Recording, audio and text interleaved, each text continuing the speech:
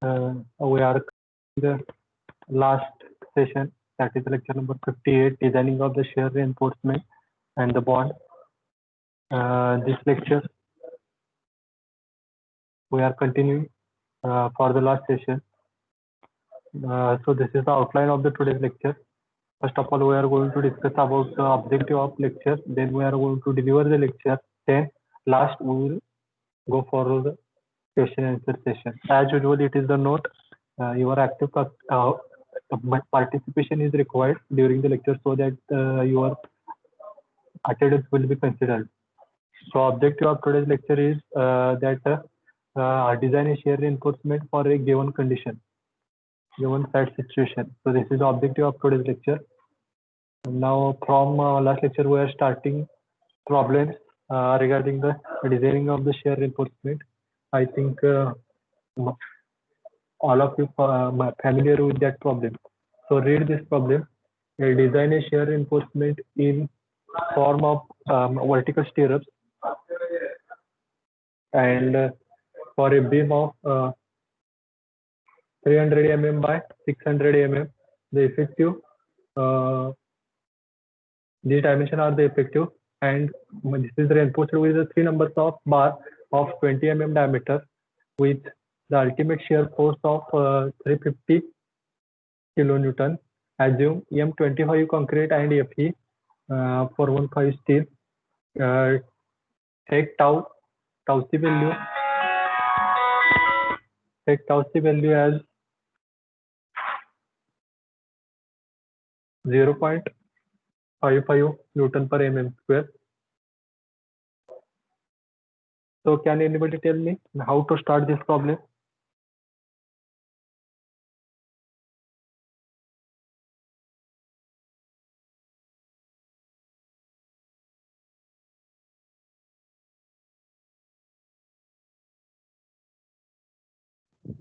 Ultimate shear force is given.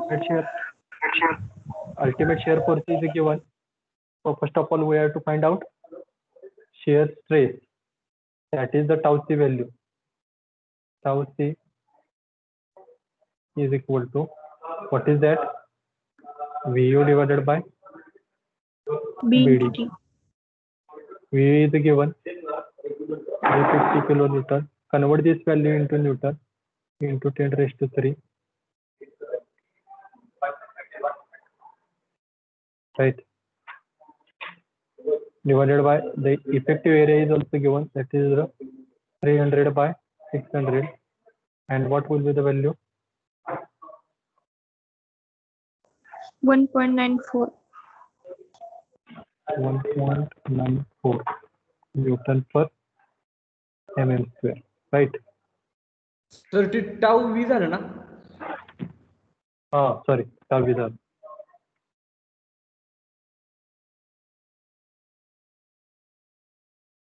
tau V झालं. आता tau V value tau C शी compare करायचं. आता इथं tau C ची व्हॅल्यू आपल्याला ऑलरेडी दिलेली आहे. म्हणताना त्याचं इंटरपोलेशन वगैरे करून काय फाइंड आउट करत बसायची काही गरज नाही. ठीक आहे. मग आता दिलेल्या व्हॅल्यूशी कम्पेअर करताना ही व्हॅल्यू काय आहे? tau V ची व्हॅल्यू दिलेल्या व्हॅल्यू पेक्षा ग्रेटर आहे. tau UC म्हणजेच काय? tau C व्हॅल्यू इथे दिल्या 0.55 न्यूटन पर mm स्क्वेअर. हे ग्रेटर आहे. मग काय सांगता येईल? shear reinforcement रिक्वायर्ड आहे का नाही? Required. Required आहे. shear reinforcement is required. Right. जर रिक्वायर्ड असेल तर मग काय करायचं?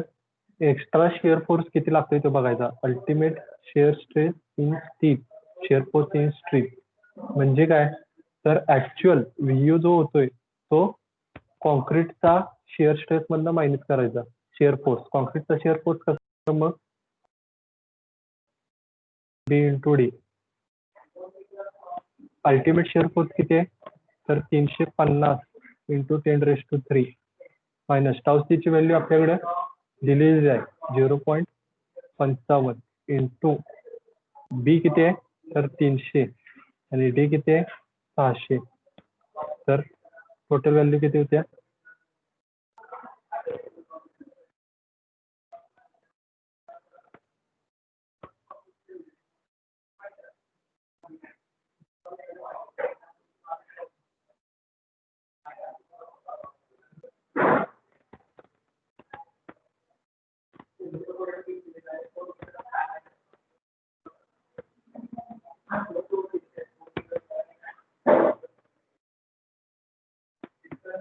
किती होत्या total value? 251 into 10⁻³ newton. 251 into 10⁻³ newton. Right, हा शिअर फोर्स एक्स्ट्रा झाला. बेंटम बार काय दिलेलाच नाही, मग त्यांना काय करायचं? आता किती MM डायमीटरच्या स्टिअर्स वापरायचे ते काय लिहिलं नाही, मग इथे लिहायचं ॲज्युम 8 MM, 8 किंवा 6 MM तुम्ही वापरू शकताय. 8, 6, 10. 8 MM डायमीटर, 2 लेग्ड स्टिअर्स. मग काय झालं? पुढे काय करणार? देअरफॉर स्पेसिंग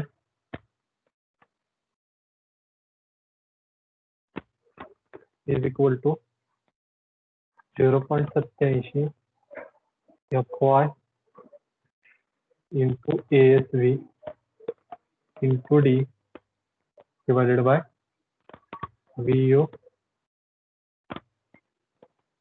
Yes, जो काय आपला आला आहे. राईट, मग व्हॅल्यू पुट करा त्याच्यामध्ये आणि आन्सर काढा. किती येते बघा.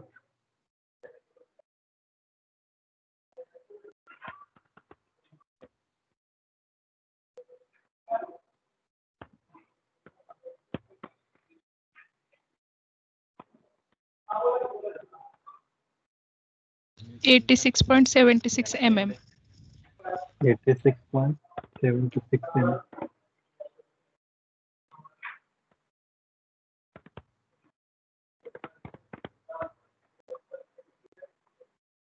त्याच्याप्रमाणे झालं. आता SV मिनिमम काढायचं. SV मिनिममचा फॉर्म्युला काय? सेम आहे असंच 0.87 FY into ASV divided by 0.4 into B. किती येते बघा मग.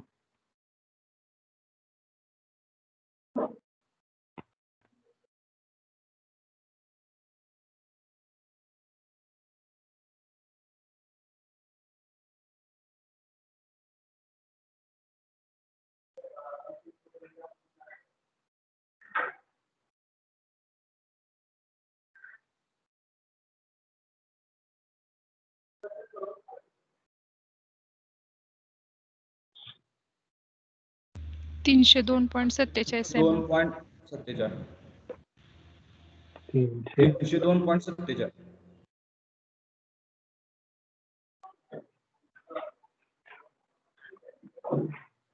SV मॅक्स काढायचा आता. SV मॅक्स कसं काढतात? 0.75 0.75 D. or 300 mm. 450.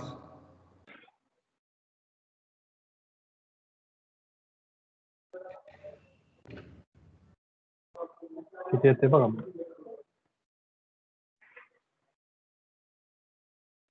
450.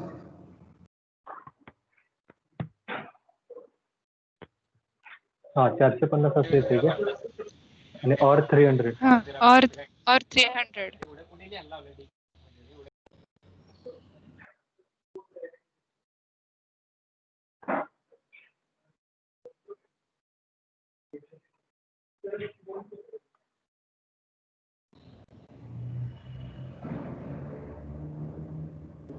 या सगळ्यांच्यात कुठलं मिनिमम आहे? 86.76. मग आता स्पेसिंग किती देणार सांगा?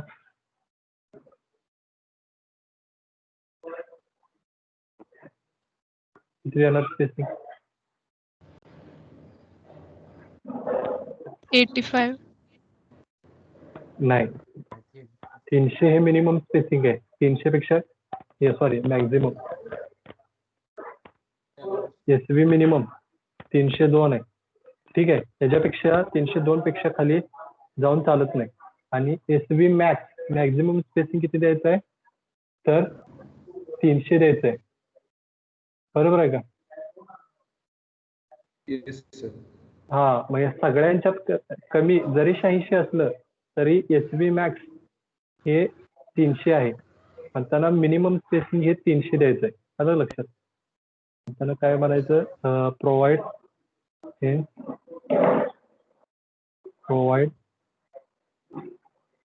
8 mm diameter 2-legged stirrup at 300 mm.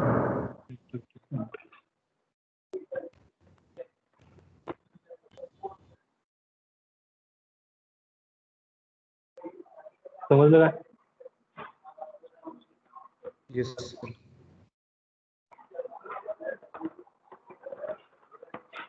आपल्या कॅल्क्युलेशन नुसार 86 आले. ठीक आहे, लक्षात येते का? पण ह्या सगळ्यांच्या मध्ये मॅक्सिमम आपलं 300च्या पुढे जायचं नाही आणि मिनिमम 302 पेक्षा कमी यायचं नाही. मग 302 जरी पकडलं आपण तरी ते किती होणार आहे? 300 हे आपलं मिनिमम स्पेसिंग असणार आहे. लक्षात येते का? Yes sir. नेक्स्ट बघा मग.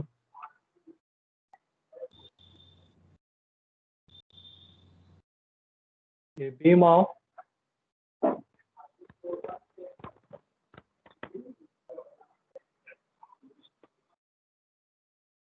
beam of 230 mm by 450 mm.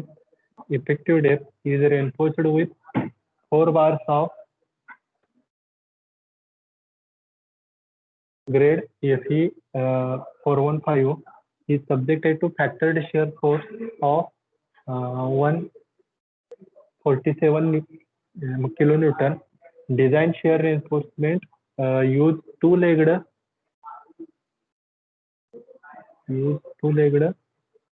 stirrup of 8 mm diameter. Take tau C value 0.57. ठीक आहे, सोडवता येईल का? Yes sir. हा, मग पहिल्यांदा काय करायचं, टाउ व्ही ची व्हॅल्यू काढून घ्या. टाउ व्ही किती असणार आहे? VU divided by G into D. VU दिलेलं आहे डायरेक्ट तुम्हाला 147 किलो न्यूटन आहे. तो न्यूटन मध्ये कन्वर्ट करा. डिवायडेड बाय B इंटू जी दिले 230 गुणिले 450 किती झाले?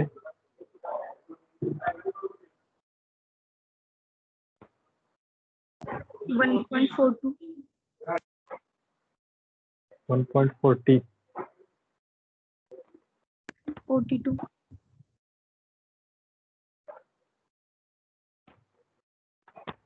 1.42 न्यूटन पर mm स्क्वेअर.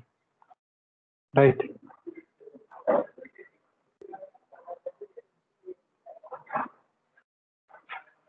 आता बघा, हे झालं. आता याच्यानंतर काय करायचं आहे? कम्पेअर करायचं. टाउ व्ही ची व्हॅल्यू टाउ सी पेक्षा काय आहे? ग्रेटर आहे. टाउ सी ची व्हॅल्यू किती आहे आपली? 57 न्यूटन पर mm स्क्वेअर. मग आता याचा अर्थ काय झाला? हेन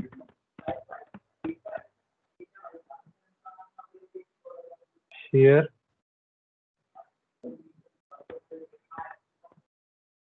काय झालं?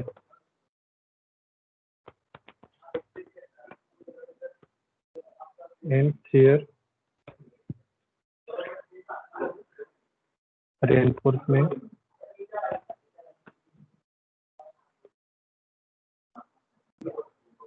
is required. बरोबर आहे. जर शिअर रेन्फोर्समेंट लागत असेल तर shear force, extra shear force VU. yes. तो कसा काढणार? अल्टिमेट शिअर फोर्स जो आपल्याला दिलाय त्याला इंटू काय करायचं, त्याला सॉरी मायनस काय करायचं, त्याच्यातून कॉन्क्रीट मधला स्ट्रेस मायनस करायचा. कॉन्क्रीट मधला स्ट्रेस कसा काढतात, स्ट्रेस इन कॉन्क्रीट कॉन्क्रीट मधला शिअर फोर्स मायनस करायचा अल्टिमेट शिअर फोर्स मधून. मग कॉन्क्रीट मधला शिअर फोर्स कसा काढणार, shear force shear stress in concrete into area of concrete B into D. Ultimate shear force किती आहे मग 147 इंटू 10⁻³ मायनस टाउ सी ची व्हॅल्यू दिल्या 0.57 इंटू बी किती दिले 230 गुणिले 450 किती आलं उत्तर 88.005 into 10⁻³ न्यूटन.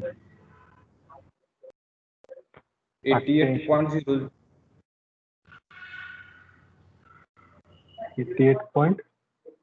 005 into 10⁻³ Newton. हा एक्स्ट्रा शेअर फोर्स झाला. मग आता काय करायचं, स्पेसिंग काढायचं. Spacing. स्पेसिंगचा फॉर्म्युला वापरा, SV इज इक्वल टू किती आहे बघा फॉर्म्युला पुट करा आणि मला फक्त SV किती येते तेवढं सांगा फॉर्म्युला टाकून.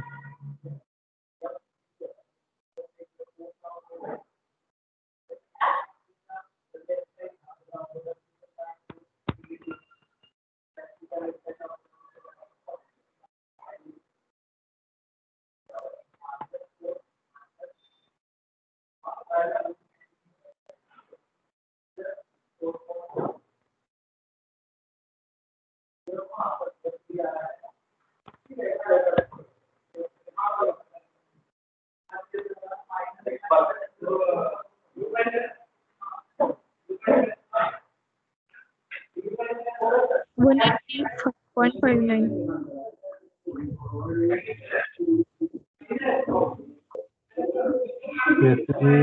हा 85 बरोबर 85.5 बरोबर. आता SV मिनिमम किती येते सांगा.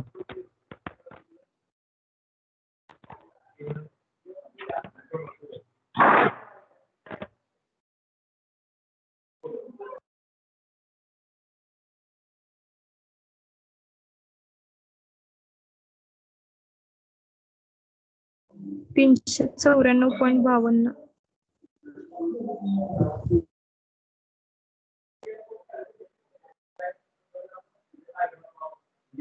हा बरोबर 394.52 आणि SV मॅक्स किती येते सांगा. 337.5 मग आता ह्याच्यातलं किती घेणार सांगा, स्पेसिंग किती प्रोव्हाइड करणार. 300. बरोबर लक्षात आलं का. Yes. Okay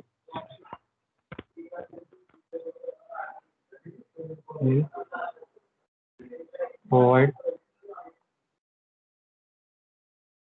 8 mm diameter 2-legged stirrup at 300 mm.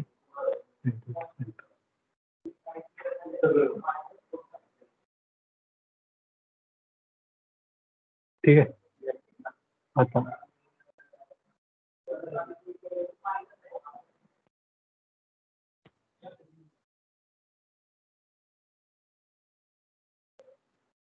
RCC slab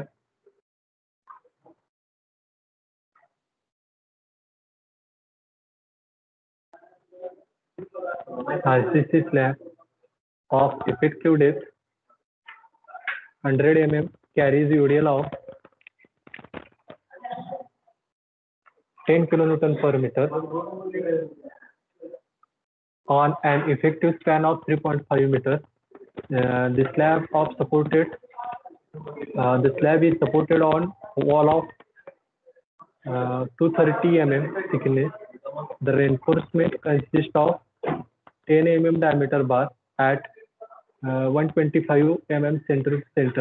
Find development length required from the face of support. Concrete used is M20 grade and steel used is Fe 415. करता येईल का?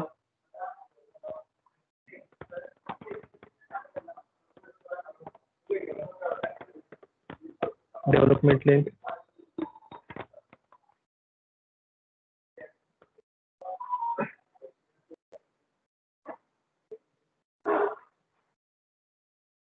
काय लॉजिक कोणाचं?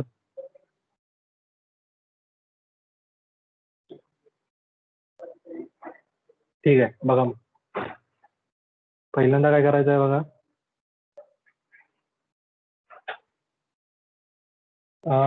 पहिल्यांदा टोटल सपोर्ट रिएक्शन काढायची.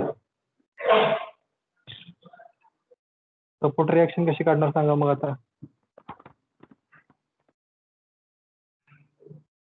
Support reaction तर काढता येते का नाही.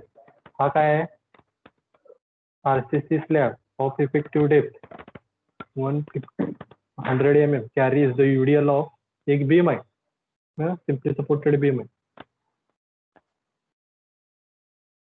त्याच्यावरती 10 kN पर मीटर यूडीएल लावलंय. ठीक आहे, आता याची सपोर्ट रिएक्शन काढायची. याचा स्पॅन पण दिलाय 3.5. किती येणार सपोर्ट रिएक्शन?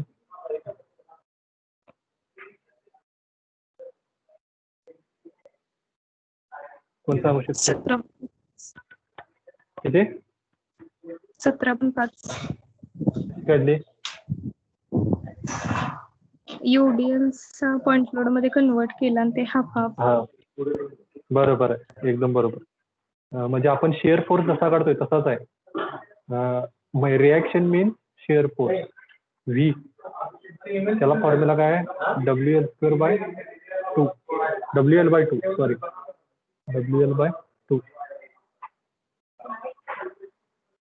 ठीक आहे.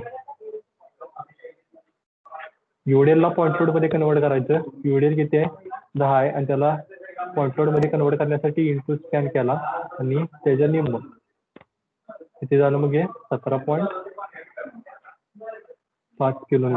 ही झाली त्याची रिएक्शन, बीमची रिएक्शन. ठीक आहे. आता ही जी बीमची रिएक्शन काढायची, रिएक्शन काढली. आता ही जी ऍट दी फेस म्हणले तिने, from the face of support, म्हणजे थोडक्यात बघा, अशी जर भिंत घेतली, या भिंतीची थिकनेस किती आहे, 230 आहे, 230 mm ही भिंत आहे. ठीक आहे. ह्या भिंतीवरती स्लॅब रेस्ट झालाय. ह्या फेसला मुवमेंट किती येते हे आपल्याला फाइंड आउट करायचं. म्हणजे ही जी आता आपण रिएक्शन काढली 17.5, फिगर लक्षात येते ना तुमच्या. 17.5 ही कुठे थांबणार,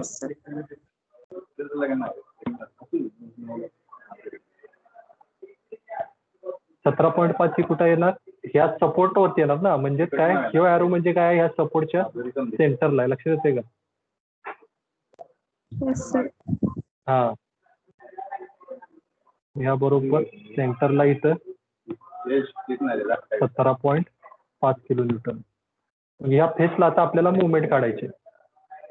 मग कशी काढणार ह्या फेसला मुवमेंट, तर बघा, movement at face is equal to, पहिल्यांदा रिएक्शन येणार. रिएक्शन किती आली, 17.5.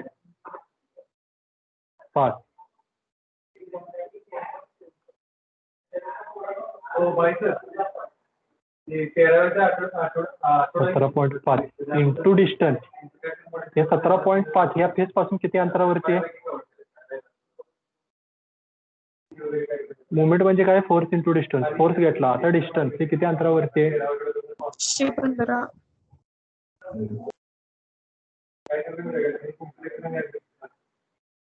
किती?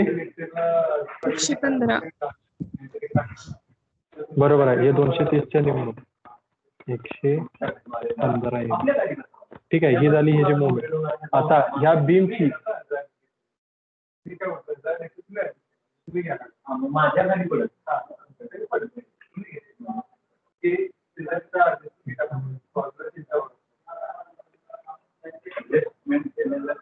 दोन 2012.5. 12.5. एक मिनिट आहे. एकच मिनिट जरा.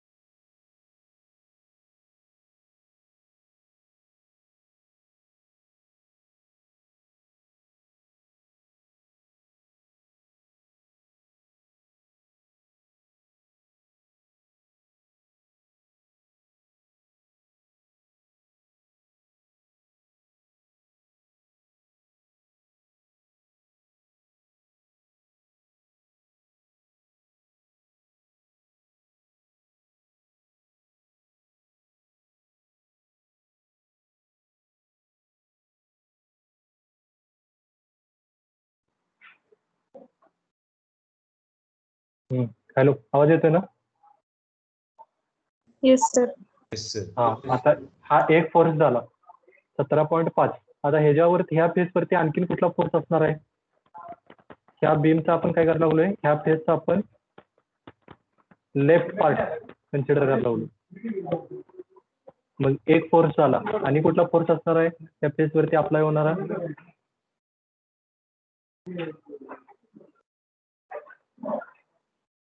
तर एवढ्या भागाचा स्लॅबचा पोर्शन, बरोबर आहे का? इथून एवढा या भागाचा स्लॅबचा पोर्शन या फेसवरती अप्लाय होणार, बरोबर आहे? मग हा किती असणार आहे? एवढ्या भागाचा फोर्स किती अप्लाय होणार? हा भागाचा फोर्स किती अप्लाय होणार?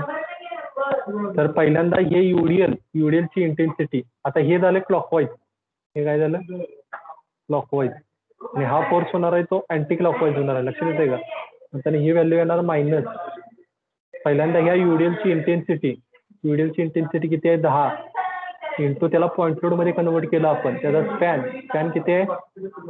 230 डिवायडेड बाय 2, आणि इंटू हा अप्लाय कुठे होणार आहे? तर ह्या सेंटरवरती, म्हणजे 115च्या सेंटरवरती, बरोबर आहे का?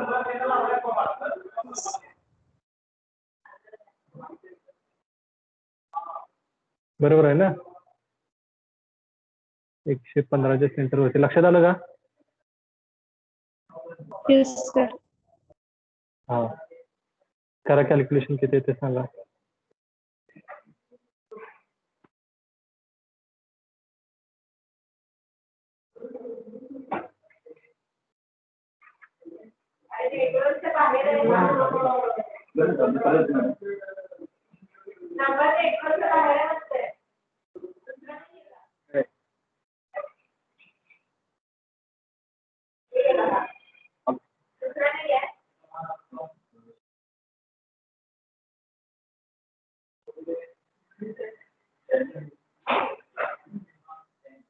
कॅल्क्युलेशन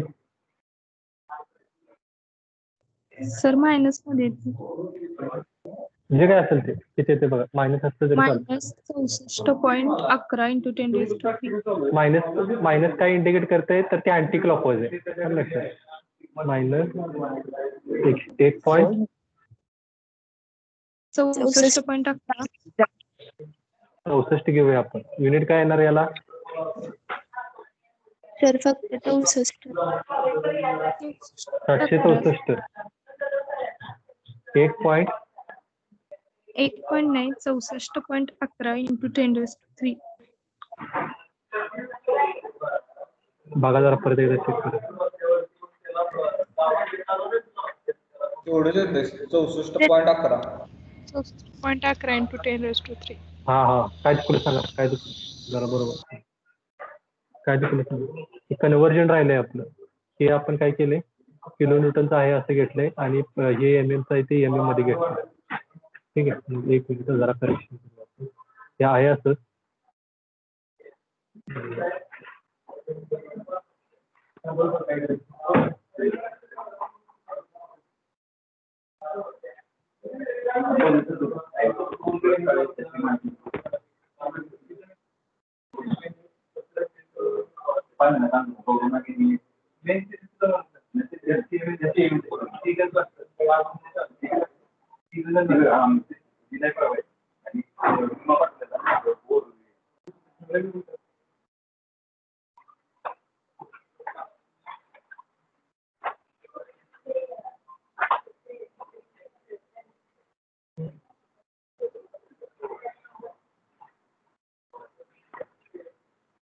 एकच मिनिट.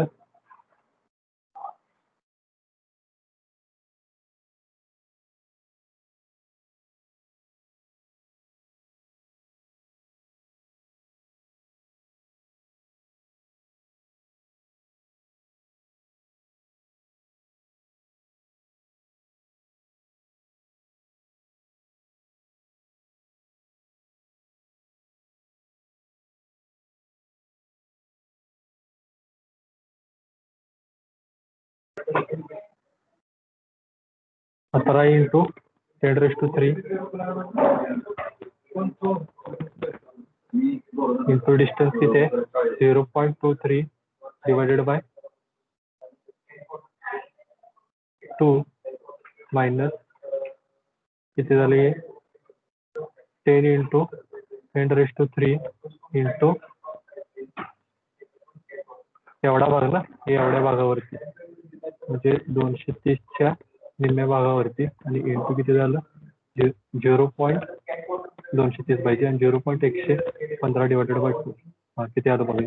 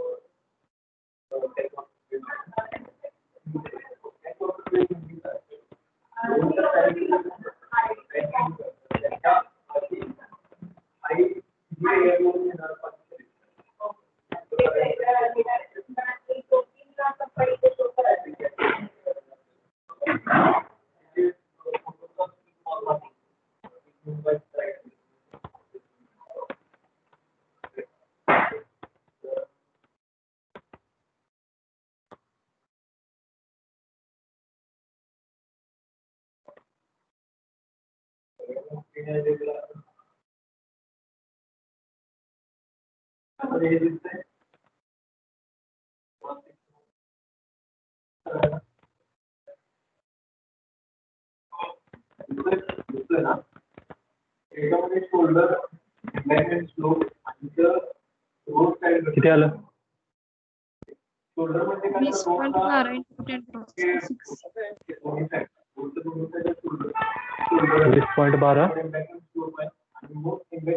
20.12 इंटू 10⁻⁶.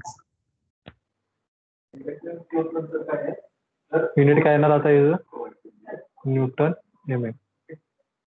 राईट, ती मुवमेंट झाली आपली. सर ती 230 MM मध्येच आहे की सर?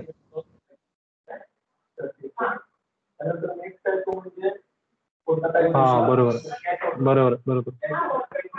कन्व्हर्जन कसं करायचं.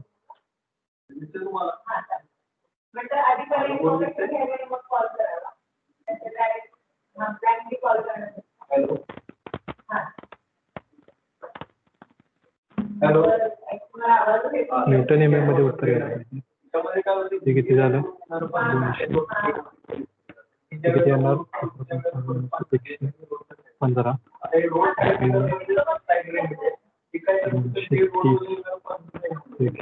आता बघा बरं.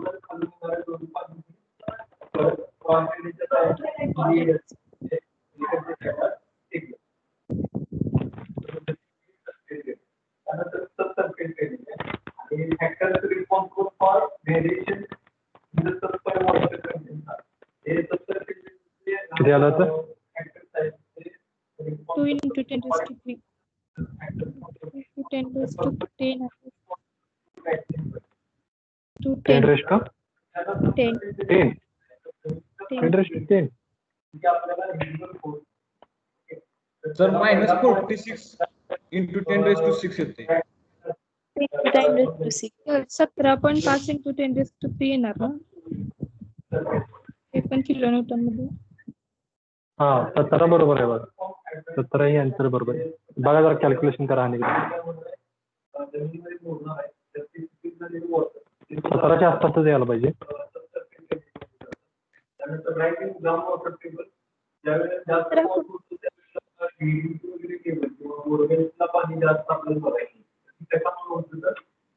ग्राउंड वॉटर टेबल आहे त्याची टेबल वाढलेली लेवल वाढली तर 70 सुद्धा आपल्या जास्त एवढे पॉईंट आहेत आणि हे पॉईंट त्याच्यामध्ये त्यानंतर नेक्स्ट वॉटर म्हणजे आपलं कोणतं आहे क्रॉस रेंज. बघा जरा कॅल्क्युलेशन किती आहे. सर ते 17.5 into 10 raised to 3 येणार ना. हा तेच की. Sir 10 into 10 raised to 3. .17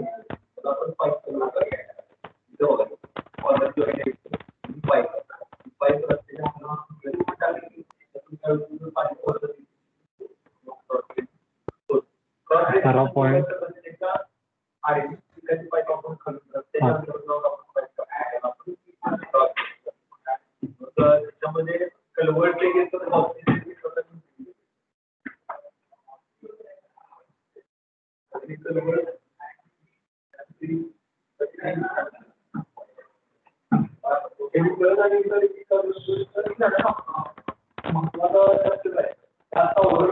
त्याच्यामध्ये हा एक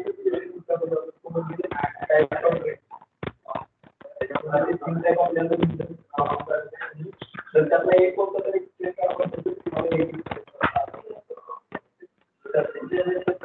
किती आलं -64.11 into 10 raised to 6 येते आता. इथलं पण काढ नाही हे 10 raised to 3 बरोबर.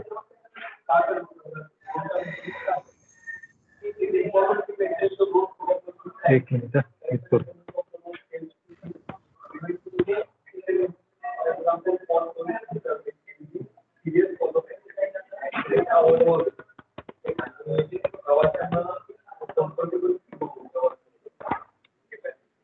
यासाठी आपण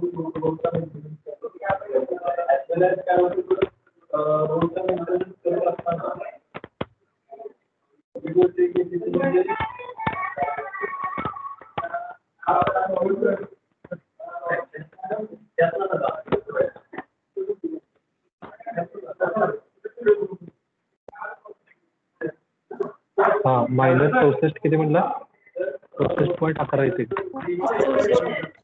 64.11 raised to 6.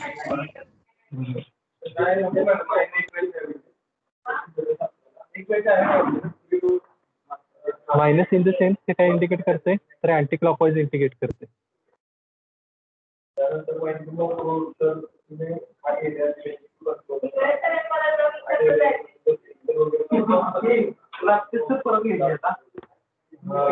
ठीक आहे त्याच्यानंतर झाला अँटीक्लॉक होईल. आता मुवमेंट मिळाली आपल्याकडे. ठीक आहे, हे मुवमेंट फॅक्टर्ड करून घ्यायचे. आलेले जे काही मुवमेंट आले फॅक्टर्ड मुवमेंट करायचं. फॅक्टर्ड मुवमेंट एम फॅक्टर्ड कशी करणार?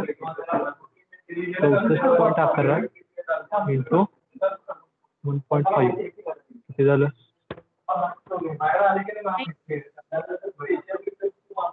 96.16. 165.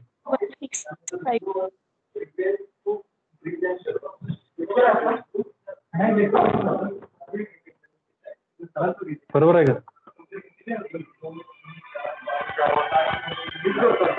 सर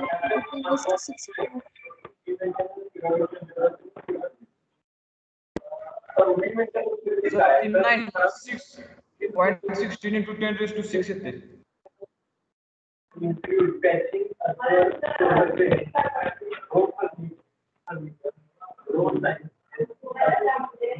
टेन रेस टू 6 यायला पाहिजे.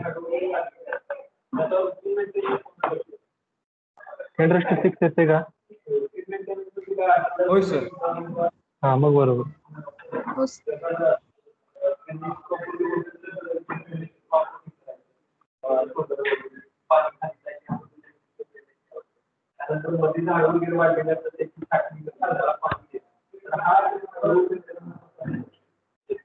ठीक आहे. आता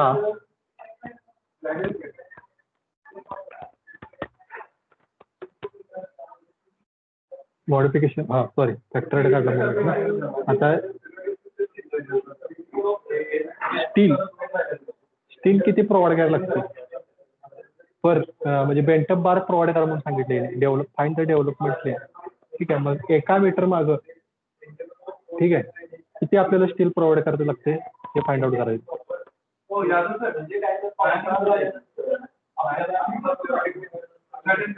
स्टील एरिया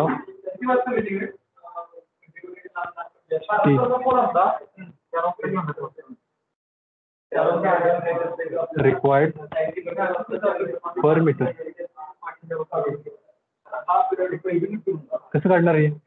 आपल्याकडे AST चा फॉर्म्युला बरोबर आहे का? सॉरी स्पेसिंगचा फॉर्म्युला. स्पेसिंगचा फॉर्म्युला काय कोणाला आठवतोय का? S is equal to AST divided by area of one bar.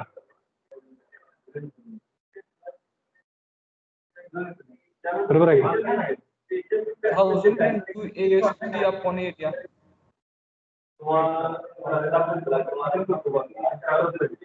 Into 1000.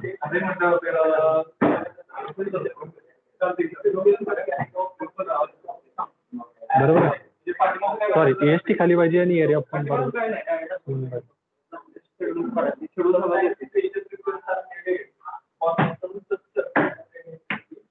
मग AST किती येणार?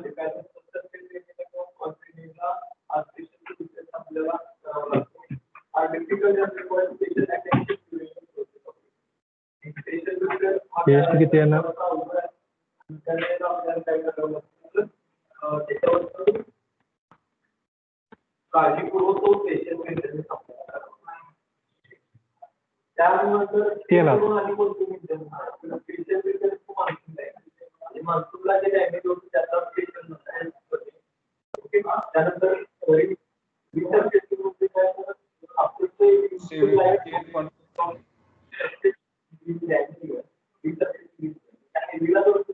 फॉर्म्युला सांगा.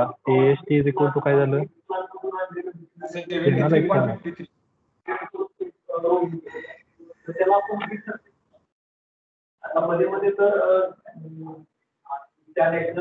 AST इज इक्वल टू असं होते का बघा. Area of one bar. Area of one bar divided by spacing बरोबर आहे इंटू 1000. मग AST किती येणार? एका बारचा एरिया किती MM चा बार प्रोव्हाइड केलाय?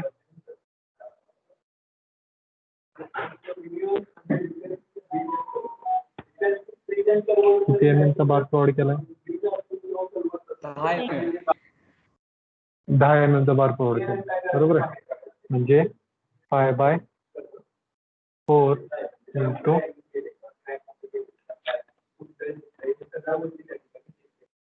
मला काय म्हणाले 10 + 12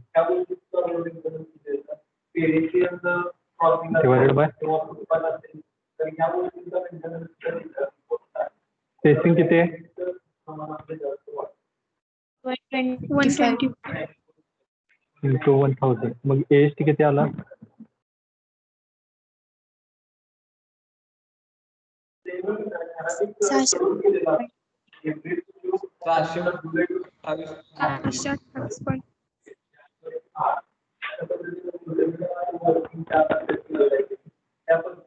628.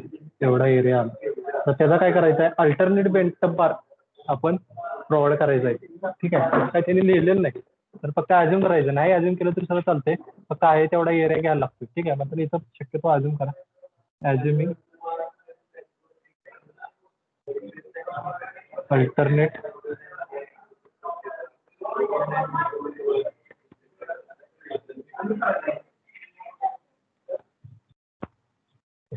बेंटअप बार. ठीक आहे, म्हणजे जो एरिया आहे त्याचा निम्मा एरिया होणार. म्हणजे आपला एरिया किती आला एअरपोर्ट AST is equal to 628 point किती आला 638 डिवायडेड बाय 2 किती झालं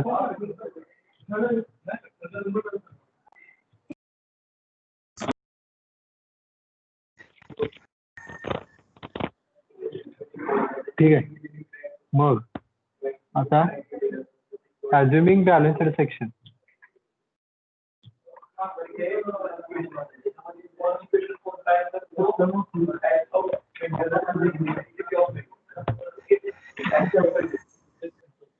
सेक्शन बॅलन्स आहे. मग ZU ची व्हॅल्यू काय होणार ZU is equal to D minus 0.42 into XU. D किती दिलाय 100 लगेच. हा इफेक्टिव्ह डेथ 100 दिलाय बरोबर. माझा 0.42 इंटू XU ची व्हॅल्यू किती असते तर 0.48 इंटू डी. 100 वजा काय झालं मग 0.42 इन ब्रॅकेट 0 100 किती झालं मग टोटल आन्सर 7.84. हे ZU आलं. ठीक आहे, आता हे झाला बॅलन्स्ड सेक्शन असतात तर मग ऍक्च्युअल स्ट्रेस किती येणार आहे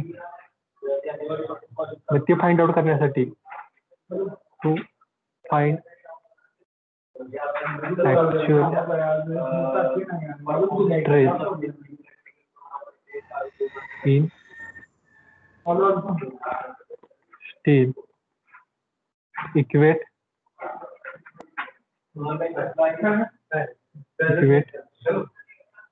design moment is equal to ultimate moment.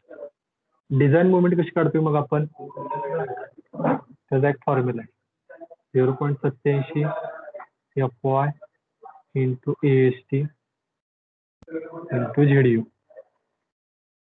बरोबर आहे. आणि आपली मुवमेंट किती आल्या अरे बघा 96.16 इंटू 10⁻⁶.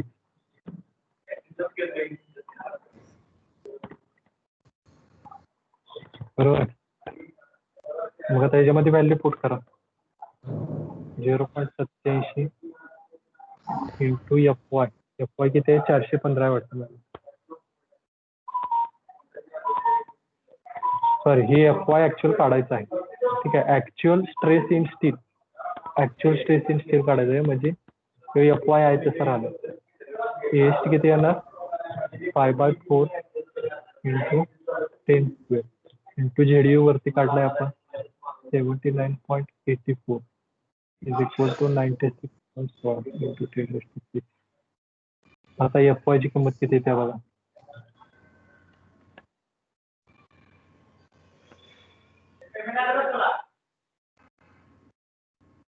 अजून दोन.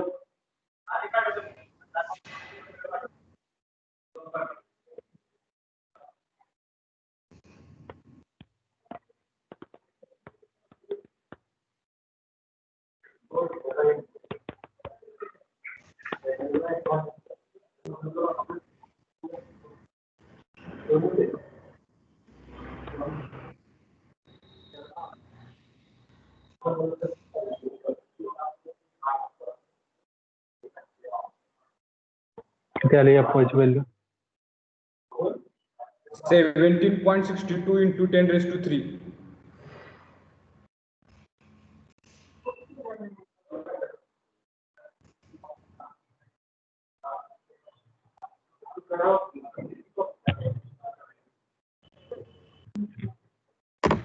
Right.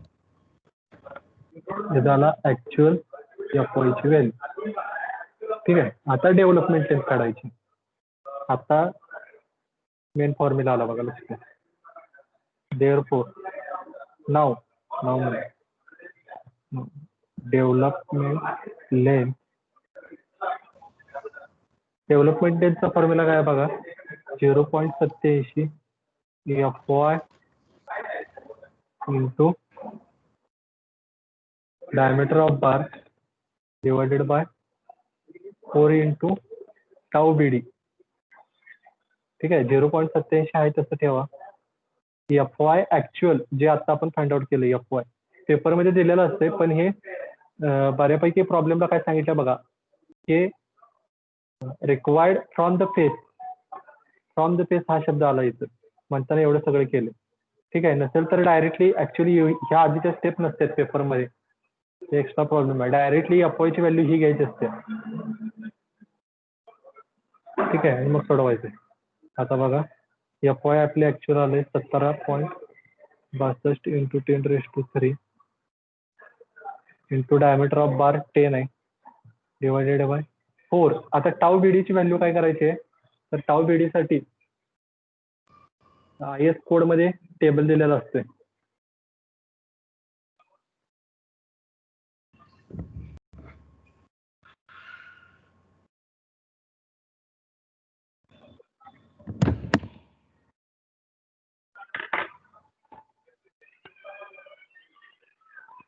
Tau BD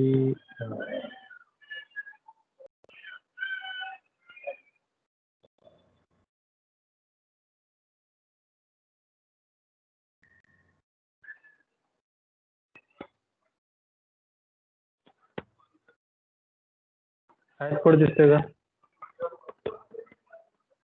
Yes sir. तर याच्यामध्ये डेव्हलपमेंट लेंथ फाइंड आउट करण्यासाठी एक फॉर्म्युला दिला. वरती घेतो जरा.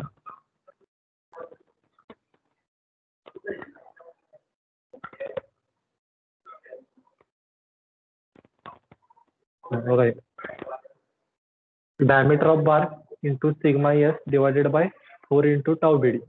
सिग्मा S म्हणजे ते आपण 0.87 FY घेतलं. डायमीटर ऑफ बार 5 घेतलं. 4 इंटू टाउ BD. आता टाउ BD ची व्हॅल्यू ह्या टेबल मधनं घ्यायची असते. म्हणजे जर समजा तुमची ग्रेड ऑफ स्टील वरती ग्रेड ऑफ कॉन्क्रीट वरती डिपेंड आहे. आता आपलं M20 ग्रेडचं कॉन्क्रीट दिले म्हटल्यावर टाउ BD ची व्हॅल्यू किती येते 1.2. तसंच M25 साठी 1.4 आहे. M30 साठी 1.5 आहे. ठीक आहे. पेपर मध्ये दिलेले असते व्हॅल्यू. आणि दुसरं म्हणजे इथे एक सांगितलंय बघा for deformed bar these values are increased by 60%. Deform value घेणार असला तर ही व्हॅल्यू 60% वाढवून घ्यायची. आणि खाली लिहिले बघा फॉर म्हणजे इन कॉम्प्रेशन मध्ये असेल तर 60% वाढवायचं आहे. आणि इन टेन्शन जर टेन्शन मध्ये असेल तर 25% वाढवायचं आहे. ठीक आहे. फॉर आता हे वाक्य खाली आले, फॉर बार इन कॉम्प्रेशन, हे म्हणजे वर पाहिजे होतं. जर कॉम्प्रेशन मध्ये असेल तर 60% आणि टेन्शन मध्ये असेल तर 25% असं वाढवायचं.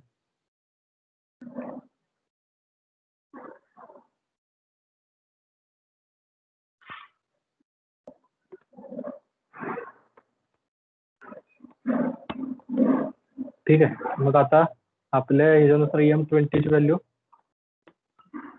त्यानंतर 1.6 इंटू 1.2. 1.6 कुठलं आढळलं तर 60% आपण वाढवली ही व्हॅल्यू आणि 1.2 आहे तसं राहिलं. मग हे किती येते बघा कॅल्क्युलेशन. सर कॉम्प्रेशन मध्ये 25 वाढवायचे का? हा आता आपलं टेन्शन मध्ये आता हे बार कॉम्प्रेशन मध्ये ना नाही टेन्शन मध्ये हा बार जर तुम्ही आता इथं बेंड करायला लागला तर इथं खालचा पोर्शन टेन्शन मध्ये असणार ना आणि वरचा कॉम्प्रेशन मध्ये असणार. ती सर आपलं अँटी क्लॉकवाईज आहे म्हणून. नाही तसं काही नाही. नाही काय? ओके.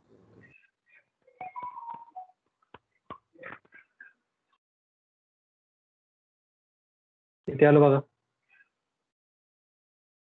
19.96 into 10⁻³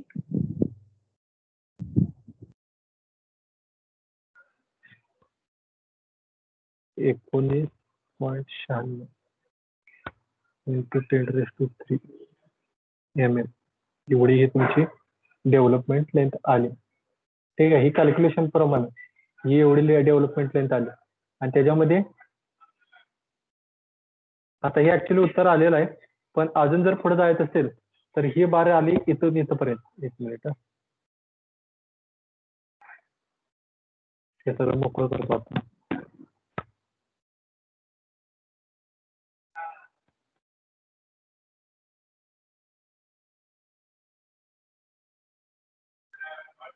म्हणजे हा 19.92 टोटल लेंथ आला. आता ह्याच्या पुढे जाऊन परत आता अँकर बार पण आहे ना, हे तुमच्या निम्म्यापर्यंत जाते आणि इथं बेंड होते लक्षात. म्हणजे ही निम्मी लेंथ पण त्याच्यामध्ये प्लस करायला लागणार. म्हणजे काय होणार बघा, total length LD development length is equal to thickness of support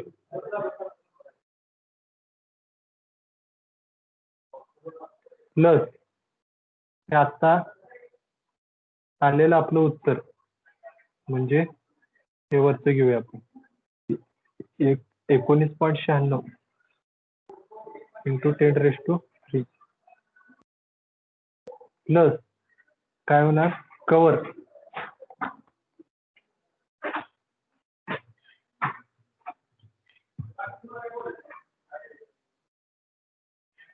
किती आलं. मग सपोर्ट किती आहे 230 आहे प्लस 19.96 इंटू 10⁻³. जास्त काय फरक पडणार नाही, तेवढंच येईल माझ्या मते.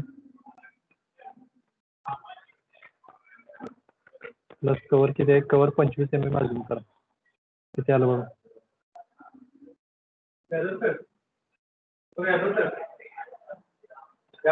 सॉरी हे मायनस करायला पाहिजे बरं, मायनस करायला पाहिजे.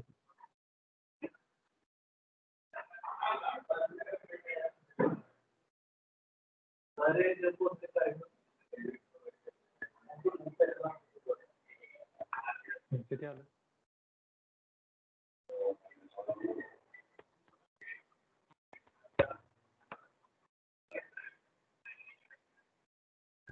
आणि 19.70 तेवढंच आहे इंटू 10⁻³ बरोबर आहे ना. Yes, sir. This is the end of problem. एवढा अवघड विचारत नाही, सिंपल आहे प्रॉब्लेम. पुढच्या लेक्चरला आपण बघू, एकदम सिंपल आहे. ठीक आहे. लक्षात आलं का इथपर्यंत? Yes, sir. काय आलं. ती आन्सर मायनस मध्ये जाते, -19.7. मायनस मध्ये जाते. होय सर. इंटू 10⁻³ केलंय का. 19.96 इंटू 10⁻³. होय. हायेस्ट टाईप केलं की -19.7 इंटू 10⁻³ हे मायनस मध्ये जाणार नाही. एक मिनिट.